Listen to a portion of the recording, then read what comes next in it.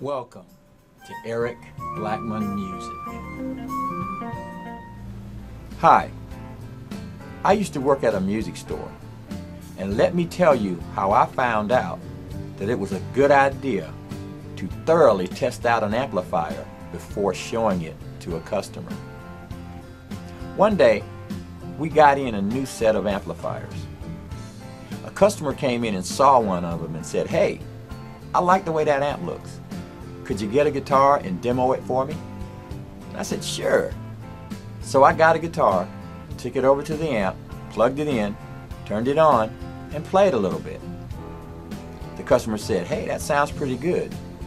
Could you show me how it sounds in overdrive?" I said, "Sure." So I pushed the overdrive button, and just as I pushed it, smoke started pouring out of the amplifier. As I pushed that button, we were both horrified to watch the amplifier circuitry burn up right before our very eyes. Smoke poured out of the amp, and I had to quickly turn it off to see if I could stop it. The customer said, "Okay," and he turned and walked out of the store. I don't think I ever saw that customer again.